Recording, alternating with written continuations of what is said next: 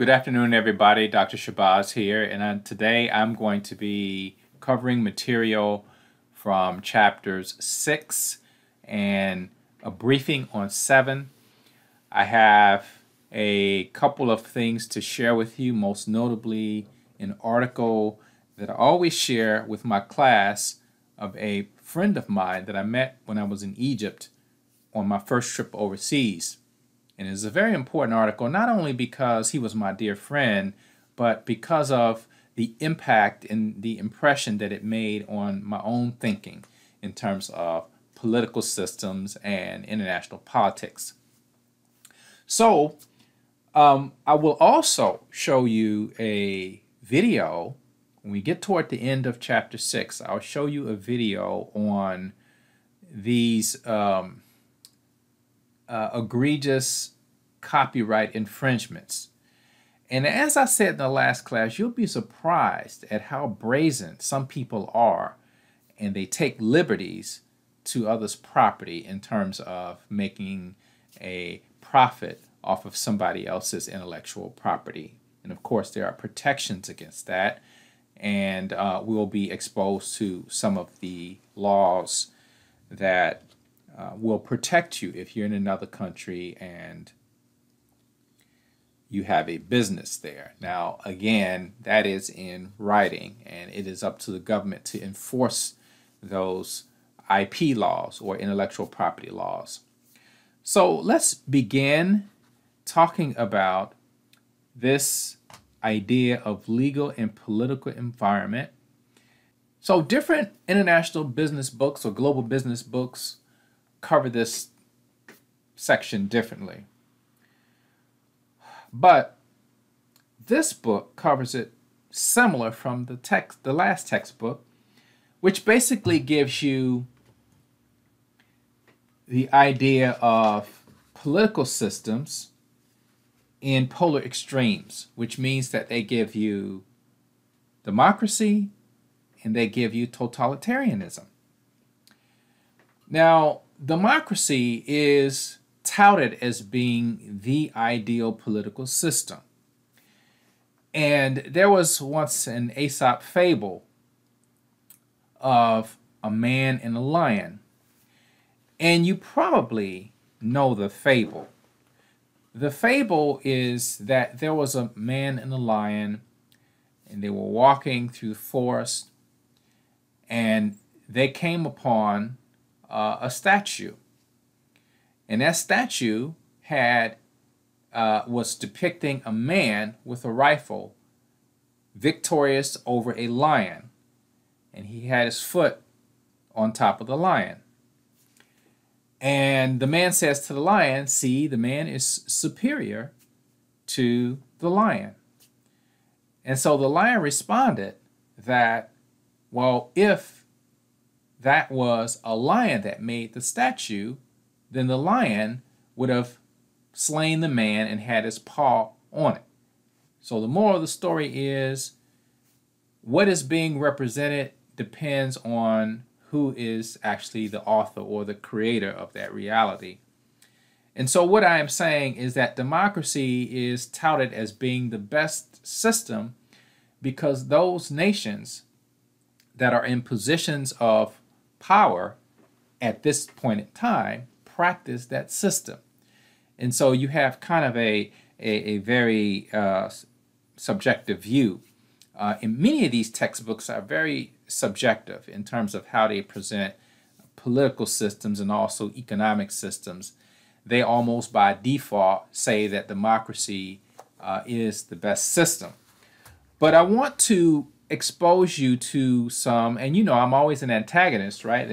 If you haven't learned anything at this point, you may think that I'm just a rabble-rouser and that I always have something to say. But I do want to give you both sides of this question. And I want to just point you to this, and this is just a Google result, and I'm trying to get everything on the page so you can see it.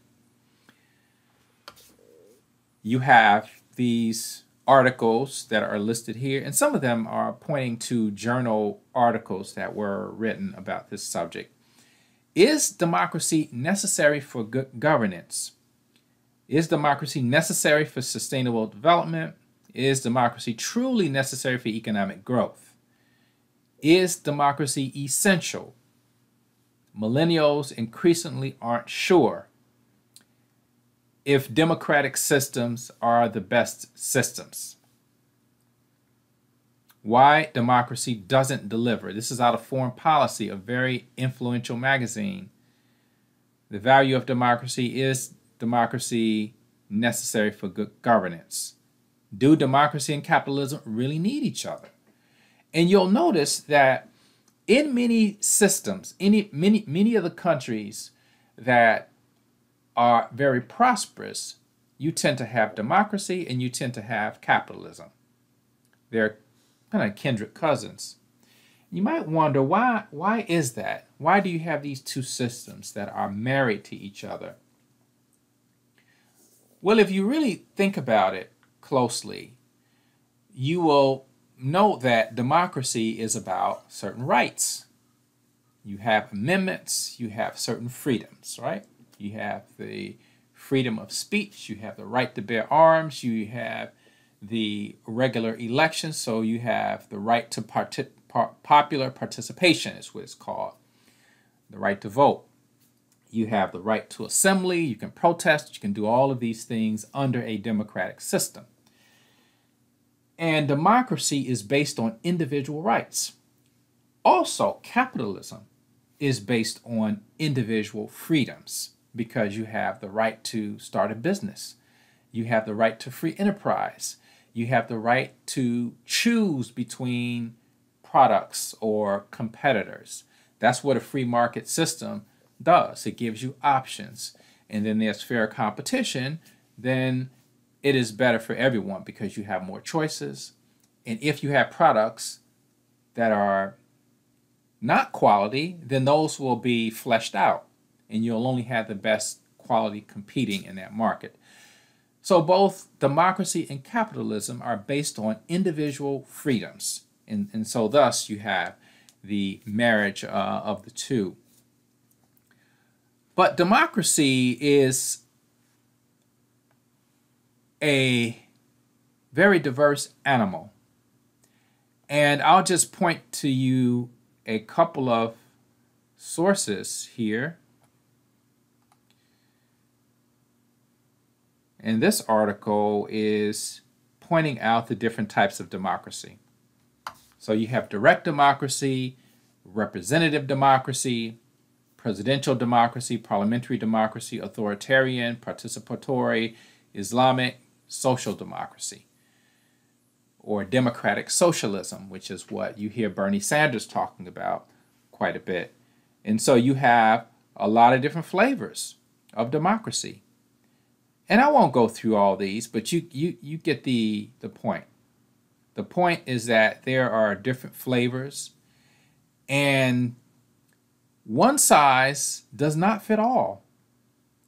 America's type of democracy may not fit in other countries. In fact, not only will it not fit, it may be disastrous. So a lot of times you'll hear these politicians talking about the merits of democracy, and also when they go on their diplomatic missions, will make as a condition that this country democratize, or they have more freedoms as we have in America. But bear in mind, we're just talking about culture. Different countries have different cultures, they have different histories, they have different interactions, different relationships, different traditions, different customs.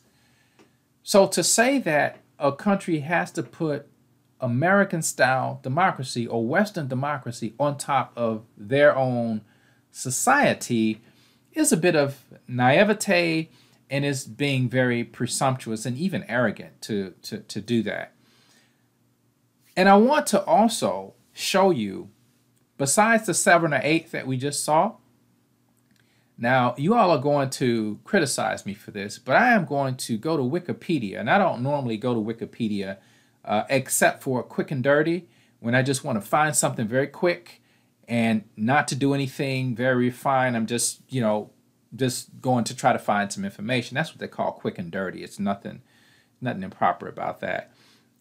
Somebody tells you to just give me a quick and dirty, that means they just want a sketch. They just want something real quick. And so here you have types of democracy. Now this is, again, Wikipedia, and this is kind of user-driven information that's coming, and it is vetted, but it is very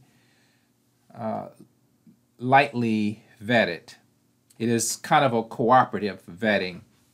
But if you can look at all of these different types of democracy to the right-hand side, you'll see how countries have had to adapt democracy to suit their own specific needs.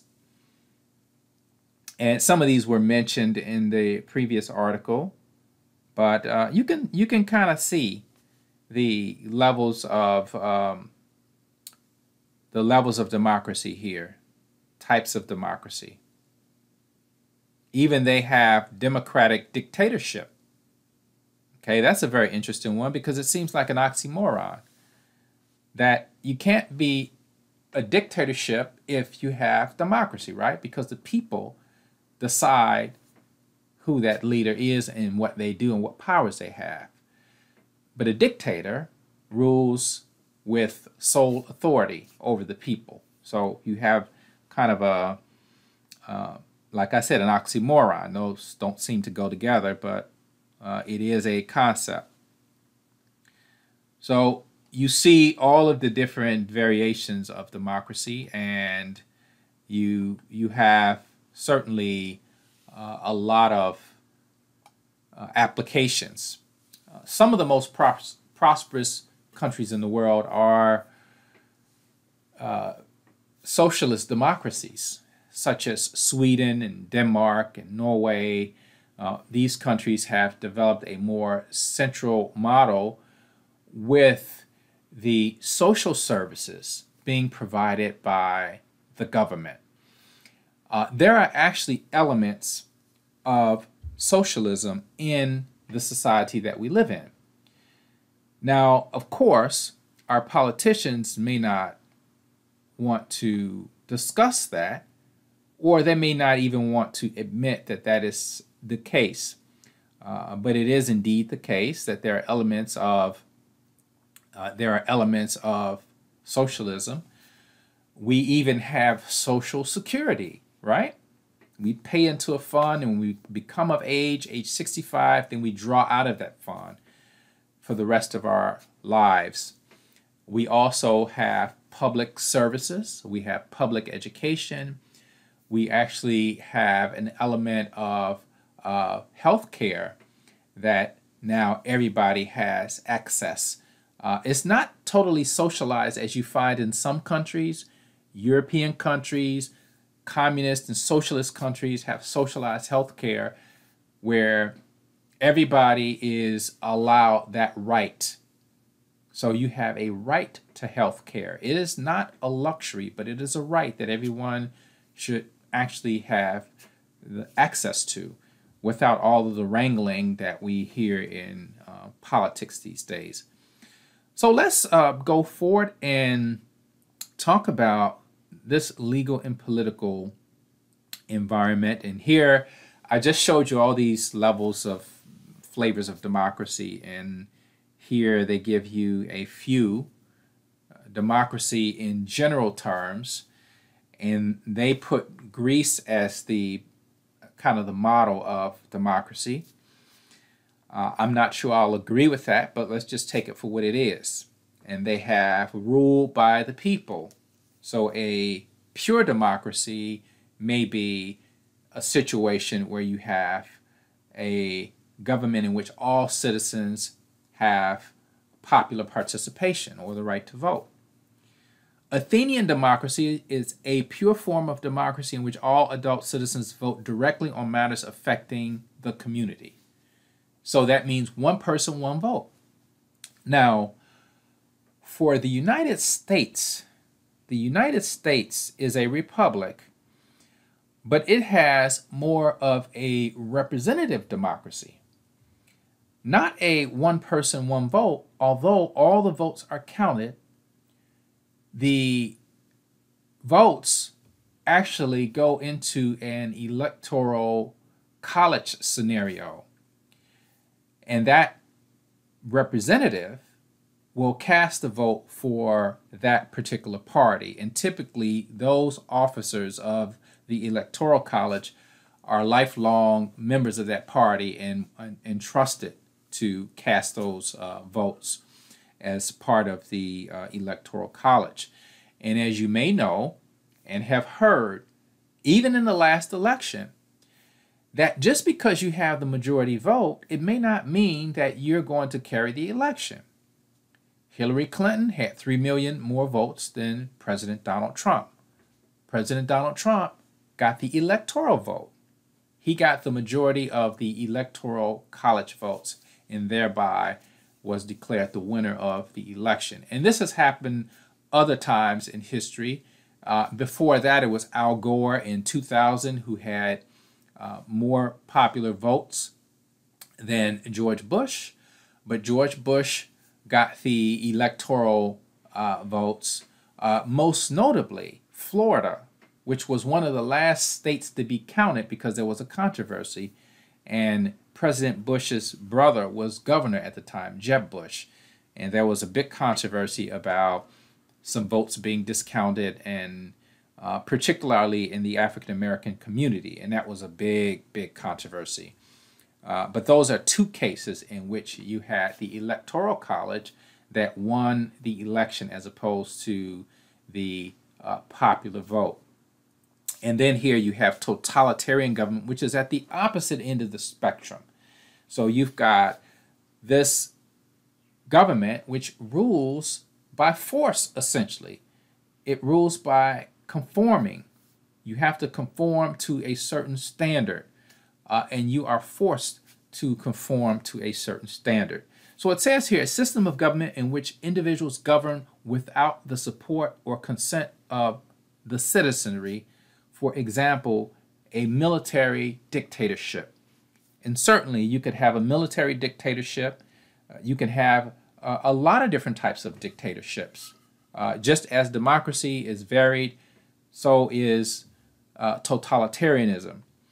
Military dictatorships can become from the form of a junta. A military junta can overthrow a government and then they can take control until elections are organized. And sometimes it ends up being the military leadership that ends up winning, and because of the they get the popular support, having overthrown somebody who was not as popular. So that's always a very sticky situation to get into when you have military taking over, because of course they rule in a different way, in more of a structure where everybody has to fit into a chain of command.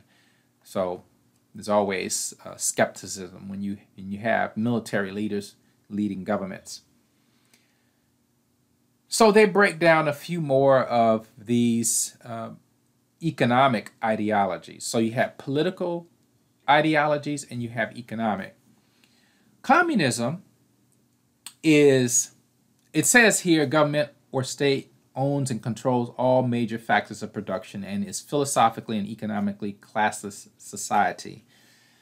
Okay, that's a thumbnail sketch, but I will go further by saying that communism is a political system, it's an economic system, and it is a social system. It is all three into one. So the government controls the economic flow, it controls what is produced, who produces it, and how it's distributed. And you have a very heavy social safety net because you have collectivized healthcare, you have socialized healthcare, socialized education. And under communism, Now, you may know that China is a communist nation, as was Russia, the Soviet Union. And they have a system of education that is government influence. Let me just put it that way. And that all the lesson plans and all the instructional materials are approved by the government. And so there is kind of a roadmap as to how you educate the citizen of this country. And everybody is expected to participate in this process. They're expected to participate in building this government. I've been to several nations that were under socialism and communism, and you'll notice that when you go to these countries, you'll see all of these slogans: work hard, be patriotic, and they're very inspiring if you look at them, and just motivating. So when you go to Vietnam, you'll see these posters, these billboards. They're all over the place. You go to China, you go to Cuba, they have these relics of this kind of workers' rights, and which is how communism sprouted, because you have workers that wanted to assert their rights against the bourgeoisie. You may have heard of or used that word bourgeoisie as somebody who's bougie, somebody who's upscale, and who kind of is feeling themselves. You know, they feel that, okay, I'm important. But bourgeoisie is, of course, a French word, but in those times it meant that you had the ruling class. So they controlled the factors of production. They controlled the land. They were those that that rented property, not only for living, but they rented property if you wanted to be a sharecropper and you wanted to till the soil, then you had to rent that land. And so the workers felt increasingly exploited, and so they rose up in the mid-1800s and started forming these workers' parties, which is the precursor to labor unions, and they started to rise up against the bourgeoisie. And so then you had this movement of that led into this idea that it would be the workers that would overthrow the bourgeoisie, and the government would belong to the people. So you would have no classes. Everybody would have equal opportunity to a wonderful life, to economics, to education, and to health. And so you have a classless society under communism. Socialism is a bit different, because the government plays a very strong role, but they also allow some freedoms. It says here the government plays a strong role in the economy and may own stakes in certain businesses, which is one aspect of it. But also in some socialist governments, they allow entrepreneurs to operate at for profit. But it is the government that controls the major industries for the public. Capitalism, I might add that when we talk about communism, China is communist politically. So what are they economically? Well, they're capitalist. Even though they're communist, they have something which is called state capitalism. And they have figured out capitalism. And they have figured out a way to leverage the state apparatus or the government with capitalism. And so now they're able to exploit this capitalist system even better than the Western nations, the US, Europe, and even Japan to a degree. And so you have these, again, flavors of these different systems. So capitalism is a free market where you have low barriers to entry. You and I can start a business tomorrow or today.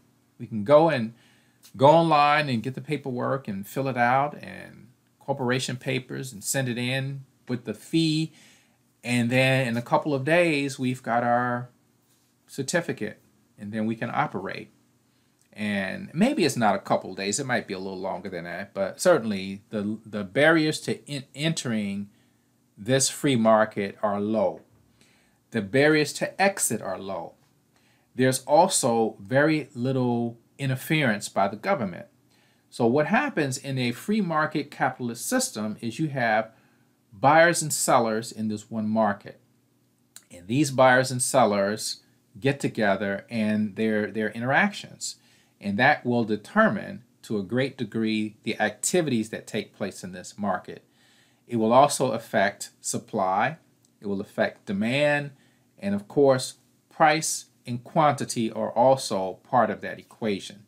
So here you have this free market system.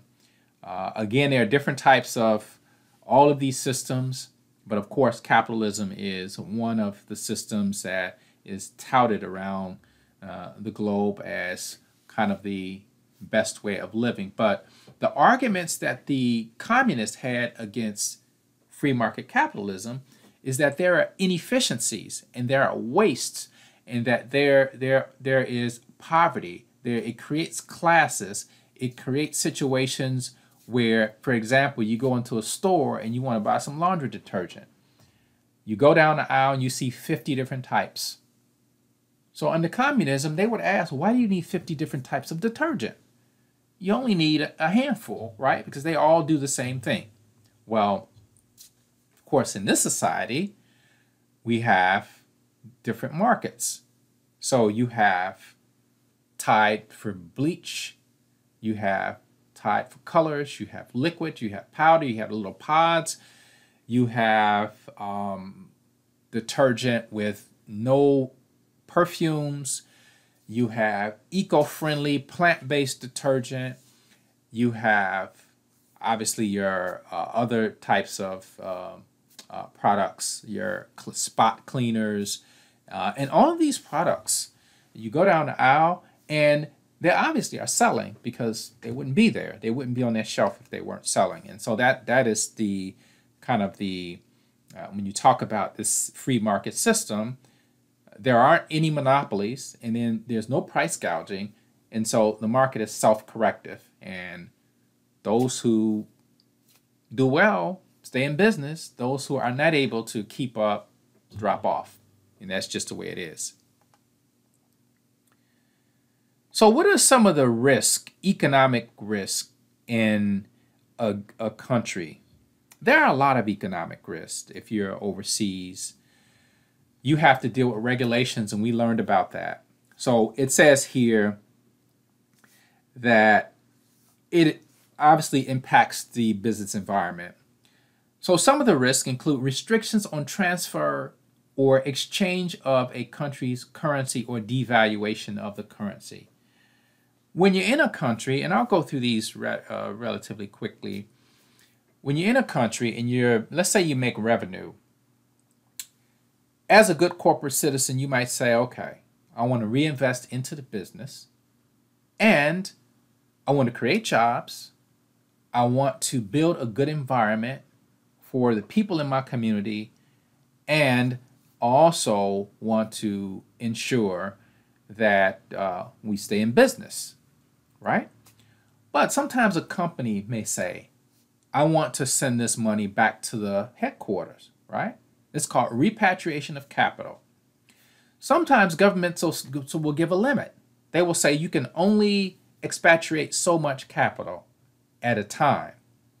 Because let's say you take all your bank deposits, you pull them out, and you send them back to wherever you're headquartered. That creates a shock in that system, because these banks rely on deposits so that they can make loans, and they can have make investments, and they can create a return on those bank deposits.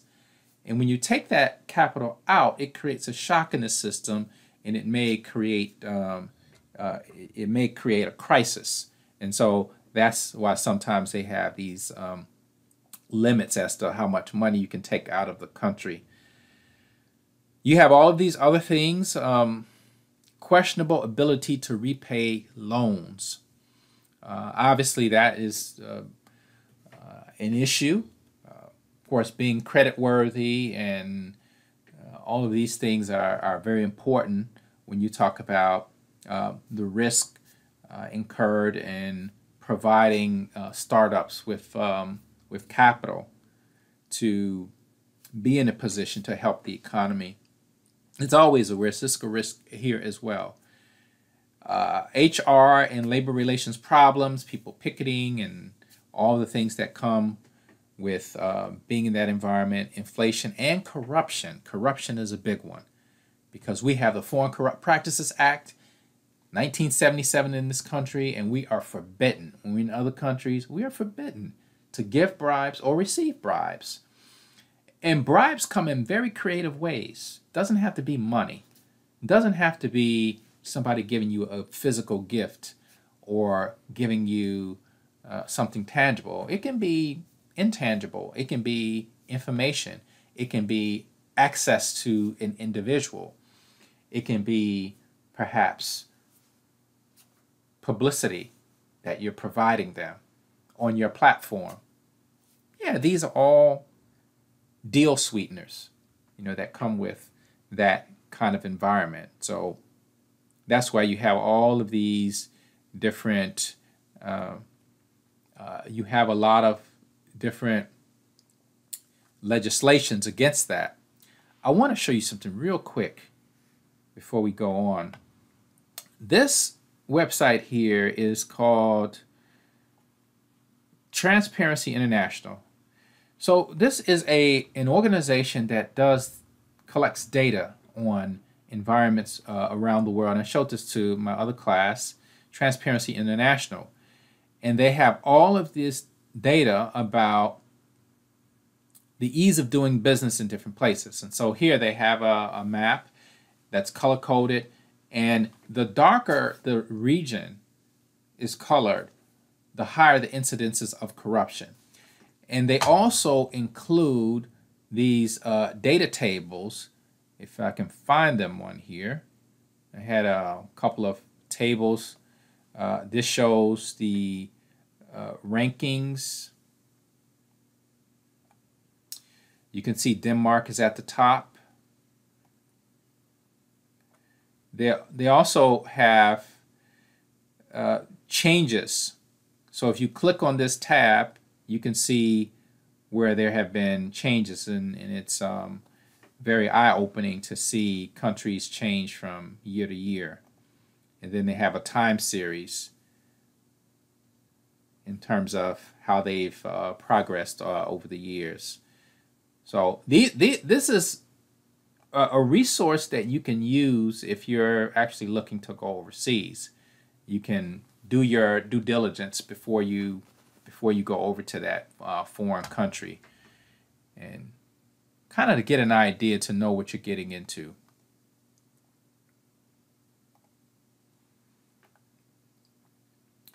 Okay, so here's a word for your lexicon: mitigate. What does it mean to mitigate risk?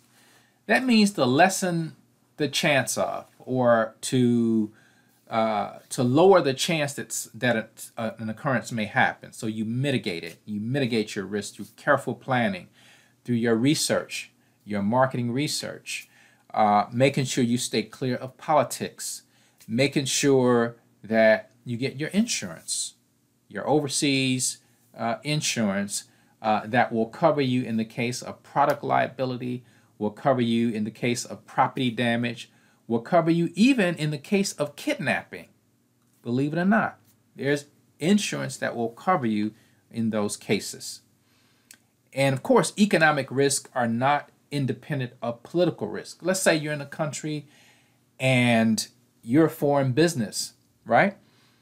And a political government, a political shift has changed from a government that was friendly to foreign businesses to one that is unfriendly to foreign businesses. And so you'll have a change in the atmosphere and perhaps more hostility aimed toward foreign businesses. And then you kind of have to adapt to that, the change in that environment. So you have political risk, macro political risk, which is large scale affecting businesses throughout the country, micro-political risks affecting industries or affecting individual entities. You have, of course, these different, I'm going to go back and show you this Overseas Private Investment Corporation. I was talking about insurance. This is one of the organizations that you could seek to be insured. Now, you know how insurance works, right? So you go to an insurance agency and you say, I want to be insured. What's your business? I am going over to this country and set up an outlet. And they say, okay, what's the country? And then you give them the name of the country. They pull out their tables. Because it's an insurance company, they have actuarial scientists that run all the numbers. But not only that, they'll pull out Transparency International, they'll pull out the Institutional Investor, they'll pull out all these ratings of countries. They'll look at credit ratings. Countries have credit ratings. They'll look at all of these various rankings of these countries. Based upon that, they will then assess what your premiums are based upon the risk of that country. If that country is deemed risky, then what does that mean? Insurance premiums are higher because you are at greater risk. And insurance companies are in the business of not paying. That's a bad thing to say because you would hope if I'm in an accident or let's say somebody gets sick using my product and I'm sued that, okay, my insurance company has my back, right? Well, you would hope so, unless the insurance company then asks you questions about the incident and then they may find grounds that you were liable and that they're not going to pay the damages. And so you have to come out of pocket for that. That would be a bad thing. I know all of us have car insurance, and when you're in an accident and you talk to these insurance companies, I had an accident and finally made a claim after decades of driving, never had to make a claim. And this company gave me, I'm not going to mention the name, this company gave me a lot of problems. And I told them that I had been a customer since I was a teenager on my parents' policy, and that this is the first time I've ever made a claim. And so I kind of threw that on them, and okay, they got the message, and they dealt with me a little different after that. But yeah, that's the nature of insurance companies. They want to run the numbers, and they want to know how much of a risk that the venture that they're involved in is going to be, and they associate the premiums on that. Here you have another one of those charts, most dangerous countries in the world. I don't know what the criteria is. I don't know, how do you determine what the most dangerous country is? Is it by crime? Is it by, corruption? Is it bribery? What is it? How do you determine the most dangerous countries in the world? I don't have the footnote where usually they'll have a footnote and they'll kind of give you some idea. But as you can see, these are countries that either have had wars in the past couple of decades or have some level of instability in terms of their government apparatus. And this is some 7 years ago, so I would imagine you have some changes here. Now, corruption. We kind of have an idea of what corruption is, and it is defined here that where businesses are able to illegally alter relevant private and or public decision-making by way of bribes, kickbacks, blackmail, extortion, and related activities. And the other thing in insurance is that if you get into a situation where you are accused of bribery and you are thrown in a jail, don't end up in a foreign jail, by the way, but if you do end up in a foreign jail, then that insurance should take care of whatever the bail is to get you out of that situation and perhaps pay certain expenses in terms of that are related to you being incarcerated.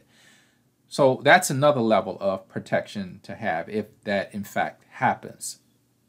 But of course, we know what corruption is: private corruption, business corruption involving other private businesses, individuals, and groups; public corruption, making illegal payments to government officials, or engaging in blackmail, extortion, and all the other things. There is a difference in corruption. We're at the 40-minute mark, and so I'll go on for maybe about an hour, and then we'll stop there. Corruption varies from country to country. In the poor nations, people are struggling, so they're trying to survive. So what do? They go out and they hustle.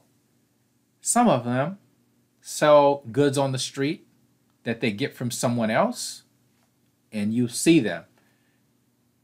Dozens of people in the street selling all kinds of items, just trying to make an honest living. But then you have others that are, frankly, hustling, and they have their scams. Certainly have scams, and some of it has to do with selling certain types of products that are not authentic products. Some of it has to do with black market, selling black market products, dealing in black market currency, and people walking around with a wad of cash and actually offering to exchange money for you. Very unofficial channels, which you should make sure you avoid that because you become a target. Especially these are people you don't know, and you don't know if they're working with someone else, and so it becomes a very precarious situation. So here you have transparency and international bribe payers, and you have Netherlands as being the most transparent. And you look, United States is number 10. Now, I will also say that in those poor countries where you see open bribery, people see open bribes, right? You need something and someone says, okay, I can do that for you, but... So they're asking, if you could break them off, like we say here, hey, give me a little extra and I'll make sure it happens. You will see this a lot in amongst the, and I hate to say it, but you go to some places and the police officers will make it their business to pull you over for little things, and maybe you have your paperwork in order, and they still want the dash money or the baksheesh, or they want money so you can go on about your way. And that is just the reality. I was watching a video of a young lady who moved to Ghana, and she had this YouTube video, was talking about the 5 things to beware of if you decide to move to Ghana from America. And she was saying one of the things that really struck her was this culture of bribes. To get things done, you need to pay people. People are making very little money in their regular jobs, and they engage what is called rent seeking. This is actually a term that's used, and they're hustling. They may have a job, but they're not getting paid much, so they're rent seekers, and so they want, a little extra, or they want more. They want, in addition to what they already make, they want to pad their earnings. So let's see what else we have. We have the legal systems. Law is something that we respect in this country. Some of you will become lawyers, and some of you will become corporate lawyers, and you'll be on some of these cases.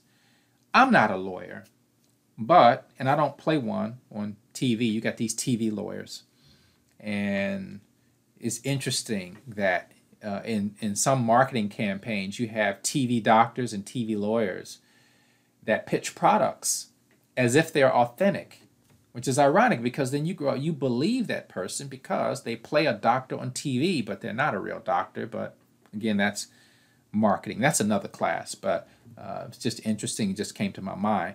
But civil law is different because it's heavily codified, which means that if there's an infraction of the law, they will say, based on this infraction, we'll look up the code that corresponds with the infraction. So this code is 5-1.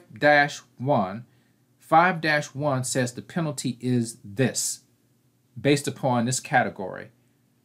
And they look, and that's the way it's handed. The sentence is handed. That, okay, based upon this code, this is the punishment. Now in common law, it's a bit different, just what we practice here.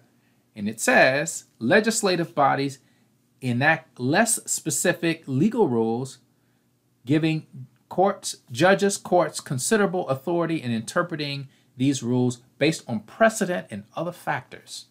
So they may go to other cases and say, well, this case is different, but we can use a precedent because this case in 1945 said this. And this was the verdict of that case. Theocratic law is law that is based on religious text, religious document, and religious teachings. So for example, you may have heard a lot about Sharia law, and a lot of people misinterpret what Sharia law is. They think it's just if you do this, they cut your head off. Or they, if you steal something, they whip you, or they cut your hand off if you're stealing, or if you commit adultery, they cut your nose off. And in this country, they look at it that way. They look at it as kind of draconian, very, very brutal way of treating individuals when there's an infraction. And so certainly they refer in the book to Islamic law, Iran and Saudi Arabia, which are Islamic governments. And it says the Quran views either the payment or receipt of interest as unlawful usury. Banks in a country like Iran cannot charge formal interest on loans they make or pay interest on deposits they receive. So interest in Islam is forbidden, or it is dealt with in a very different way. When you want to buy a house, there's a different method in how they deal with the payments, and it's not based on the interest that we would associate with mortgages here. So you have various laws that relate to when you talk about Islamic law, when you talk about religious law. But the Sharia law is very comprehensive, and it covers everything. It covers child support, it covers divorce, it covers property management, it covers all of the different social relations within that society and certain rulings. And of course, within the law, you have various types of laws that are listed here: criminal law, contract law, tax law, antitrust laws, product safety laws, dispute settlement or arbitration. These are all things that we know very well. And then what they do is they go through these and give you an idea of what they represent. And I believe we have an idea of what these laws are, particularly for antitrust. The Sherman Antitrust Act of 1890 prohibited companies from developing virtual monopolies. So that is a very old piece of legislation. And it says monopoly is a situation where only where there is only a single seller of a product in an industry, and there are very high barriers to enter that market. It really isn't a single seller more than it is that seller having a dominant share of the market. So there can be other sellers, but you may have a dominant share of that market. You may have, say, a 70, 80% share of the market. And you can be considered a monopoly because of that. And if you form a group of companies, then that makes you an oligopoly, which is not illegal, but certainly it is what we saw in the Chiquita, Dole, and Del Monte case in Life and Debt. That's essentially what that was, and you see the problem with it. Okay.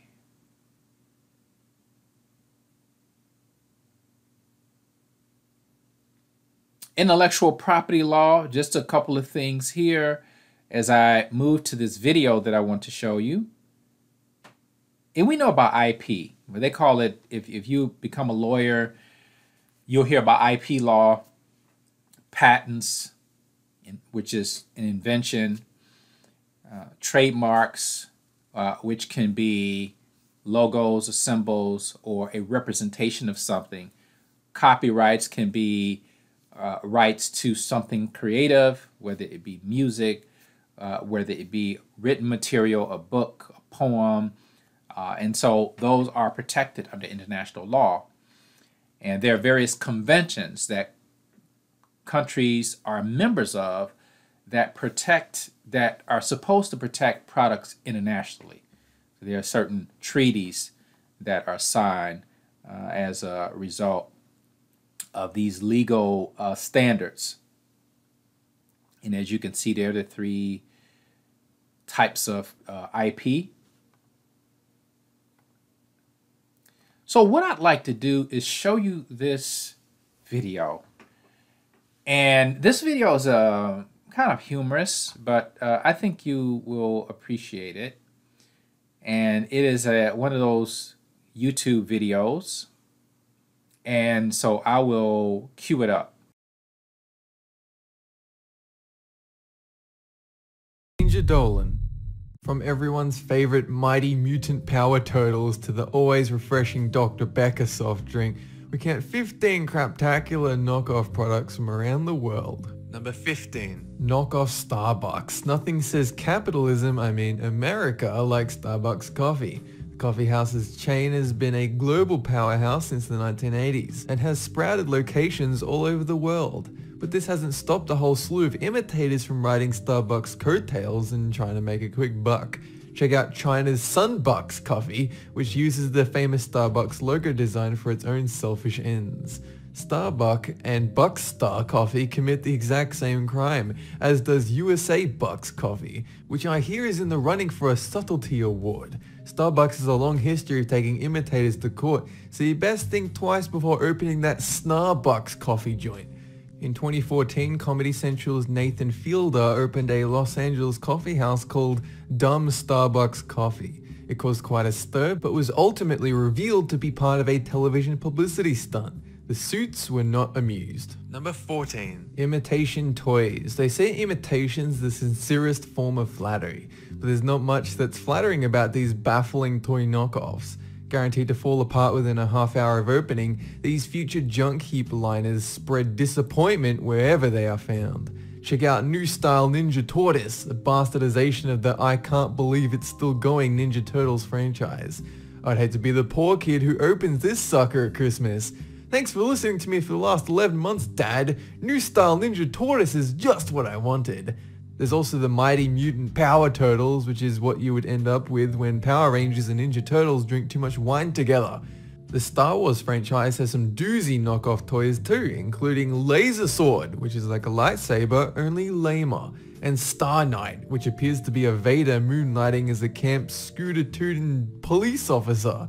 Very European. Finally, every unloved child should own a Robot Cop too. No, he's not Raymond's police officer brother from Everybody Loves Raymond, but he's just as surly. Number 13. Not quite right confectionery. Everybody loves to indulge in their favorite confectionery item, but sometimes you just don't feel like paying for those premium brand prices. You should though, cause imitation brands just aren't very good. Ask anyone who's traveled to Southeast Asia. They usually taste like cardboard, and you've got a 70% chance of fighting a syringe or band-aid when you reach into the packet. These knockoffs deserve points of creativity though. I mean, M&M ripoffs called S&Ms. Now that's a gateway candy. You've also got sour frittles, which on account of sounding like an STD, are a whole lot less appetizing. Oreo's imitators are Boreos and Cream Betweens, which ooze pun potential. Interestingly, Oreos themselves are knockoffs of the original sandwich biscuit, Hydrox. But Hydrox sounds like a water boss in a Zelda game and is unmarketable. Thus, Oreos win. Number 12. Imitation butter knockoffs. The J.H. Filbert Company had no idea what a phenomenon their hilariously named butter substitute, I can't believe it's not butter, would create. I can't believe it's not was the pun of the 90s. It was referenced in countless sitcoms and sounds like something Chandler would have riffed on. They even had Fabio in their commercials. Just stellar stuff, guys. Of course, the imitators soon took notice, and along came the astonished English of unbelievable, this is not butter. Forgiveness, please. ASDA's fantabulous, you'd butter believe it, and Golden Soft's timid, unsure, could it be butter? Honorable mentions also include what? Not butter, and butter, it's not. Number 11. Imitation soft drinks. All around the world, small-scale beverage companies struggle in the sugary shadows of behemoths like the Coca-Cola Company. What's the little guy to do? Why, shamelessly replicate brand likeness, of course. To give you an idea of the sheer scope of these imitations, here's a list of international Mountain Dew knockoffs. Mountain Lightning, Mountain W, Mountain Rapids, Mountain Frost, Mountain Shoutin', Mountain Explosion, Mountain Lion, and Wild Mountain. Just reading them feels like I've climbed a mountain. Here's a similar list of Dr. Pepper, Dr. Bob, Dr. Thunder, Dr. Skipper, Dr. Fine Soda, Dr. Perky, Dr. Snap, Dr. Perfect, Dr. Becker, Dr. Bold, and Dr. Right. I'm not sure any of these are real doctors. I certainly wouldn't confide in Dr. Thunder or Dr. Right. Maybe Dr. Right. Pepsi is also kind of a crap knockoff of Coke, but that one's up for debate. Number 10. Skirple. Invented in 1964, Sharpies are the #1 permanent marker in the world. They're so iconic their name has become synonymous with the product as a whole. That's what Hoovers are to vacuum cleaners and aspirin is to paracetamol. Skirples are Chinese knockoffs that replicate the Sharpie packaging, but will probably bleed ink all over the insides of your bag. The name also sounds like an as yet unidentified STD. Other Sharpie imitators include the Super Richeng, Goodwill's Super Superstar, and Hongbao's Super Stunyon. Number 9. Knockoff sportswear. Everyone wants to look cool when they're doubled over from a jog to the corner store, or running from their neighbor's frighteningly aggressive miniature fox terrier. Sportswear companies know this. It's why they set such exorbitant prices. They want you to work hard for their goods. They want you to sweat. It's no wonder then that consumers turn to imitation brandwear like Adidas, Heike, Knoverse, and Fuma. Their prices are comparatively low and can conveniently pick them up from your nearest black market. Sure, the quality leaves a lot to be desired, but who wants sneakers that last longer than 2 weeks? That's unnatural. Slap on that pimp hat, shameless reimagining of Puma, lace up those Ball Star classics and help out the little guy. If you're struggling to remain motivated, remember the high-key motto, just do that thing you said you would do. Number 8. Knockoff car designs. Copycat car design is a serious first world problem. It's also the root of many legal battles. Check out the Great Wall's Cooler, which apes the slim, purely electric Renault Twizy, pretty much down to the last detail. And look, Attack of the Clones, the BAIC X424, gracefully borrows elements of Jeep's Wrangler and Cherokee, without saying thank you. This pandemic continues with the Geely GE, which made its motor show debut in 2009. Lawyers at Rolls-Royce no doubt salivated when the Phantom aping GE was unveiled. The GE replicates many of the Phantom's aesthetics, including its iconic upright grille. It was also set to retail for $220,000 less than its forerunner. Its striking likeness made it an attractive alternate for cheapskates. It could have really affected Rolls-Royce's sales if they'd just let it slide. Fortunately, Rolls-Royce big strong lawyers hit the case and Geely was ordered to do a comprehensive redesign. Number 7. Mockbusters are low-budget imitations of popular Hollywood films. Made by small studios, their release dates closely follow those of the films they're ripping off. This insidious strategy works particularly well with children's films. The filmmakers obviously hope to profit from parents' confusion. Some of these knockoffs are hilariously shameless. Atlantic Rim apes 2013's Pacific Rim, Apocalypse Z reimagines World War Z, Transformers becomes Transmorphers, and Kung Fu Panda becomes Chop Kick Panda. Some bootlegs are hilariously bad too. Who can forget such classics as Pepe Likes Tacos? Number 6. Knockoff video game consoles. There's a rich tradition of knockoff video game consoles dating back to the early success of the Nintendo Entertainment System. Back then, video games were primarily for children, so it was easier for manufacturers to fool unsuspecting parents into buying their kids a brick gaming system. It's not all bad though. Some of these consoles can play or emulate retro games, sometimes from multiple systems. In lieu of buying genuine retro systems, this can be a cheap and easy way to experience game libraries from past systems. Still, for the most part, this is shameless money grabbing. These knockoff systems show how crazy cash-ins can become when copyright laws aren't enforced. Number 5. Knockoff electronics and appliances do big business, particularly in China and Taiwan. Manufacturers prey on consumer ignorance by copying the aesthetics and design choices of other well-known and respected products. These counterfeit devices are usually slow, buggy, poorly built, and cause immense frustration for the user. I mean, come on. Why can't my Nokia iPhone Galaxy 7 play Angry Birds? As with knockoff toys and movies, the impersonations are waver thin. In many cases, manufacturers barely go to any effort to create their abominations, nor do they obscure the fact they're ripping off multi-million-dollar companies' products. Check out the Obama-endorsed Blockberry, the iPod Mini Swirl, and Hypnoho 6. It's lucky Homer knows a genuine Panaphonics when he sees one. Number 4. Fast food knockoffs. America's mighty fast food chains are admired and sloppily copied all over the world. Although the US and Iran have no diplomatic relations, some Iranian restaurant owners have tried to emulate American fast food franchises. Iran's Pizza Hut rips off Pizza Hut's menu and IT company Red Hat's logo all at once. Their McDonald's restaurant is the closest emulation of America's preeminent food empire, with locations in over 3 cities. McDonald's serves hamburgers and hot dogs, but curiously no mashed potato. McDonald's has many great imitators like McKebab and McDack, but China's Pizza is the place to go if you want your pizza garnished with herbs other than oregano. Number 3. Counterfeit fashion. Designer clothes are expensive. This is a fact of life. Knockoffs are cheap, but they're tacky, low quality, and are usually manufactured in developing countries. Knockoff fashion creates a negative stigma, but some of it looks real enough that the consumer will risk exposure. It's a bit like the uncanny valley. Fake garments look nice only from afar. Overseas, fake watches and handbags sell like gangbusters. Tourists eat them up, hoping to project wealth and prosperity. We only have the Kardashians to blame. Counterfeit goods aren't subject to corporate quality control or government safety standards, so they could tear, fall apart, or even kill you. Online unscrupulous vendors have been taken advantage of bargain hunters by posting ads featuring beautiful dresses at a pittance. However, when the dresses arrive, they look nothing like the pictures. The proportions are often wrong, the craftsmanship is bad, and the fabric is almost never the same.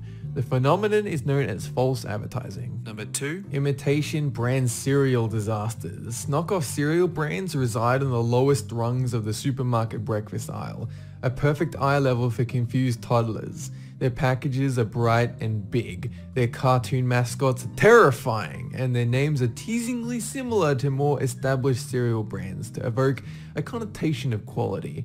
I wish the sun would rise right now so I could have a delicious bowl of circus balls. Number 1. Knockoff alcohol brand. Fake liquor is a growing and dangerous trade. Since it does not go through the usual rigorous commercial safety tests, counterfeit alcohol could be lethal to consume. In China, fake alcohol is made from bases that can strike the heart and kidneys, potentially cause blindness by attacking the retinal nerve. Fortunately, not all alcohol knockoffs are dangerous. Some are just no-frills versions of popular existing brands. Admiral Nelson is a cheaper knockoff of the popular Captain Morgan spice rum. Interestingly, the real Nelson and Morgan were mariners. Nelson was a British naval officer who died in battle during the Napoleonic Wars. In order to preserve his body on the boat ride home, they put him in a barrel of, you guessed it, rum. Think of that next time you wet your whistle with his namesake. Looking for other quality knockoff brand alcohol? Try John's Daphne's old-time #1 brand quality tenderness sour mash whiskey, or Johnny Workers, who I think is the slower cousin of Johnny Walker, Pepexing Red Labial's Scotch whiskey. Yes, Labial. Don't know either. I hear it goes down smooth though. That's it for this countdown. Never go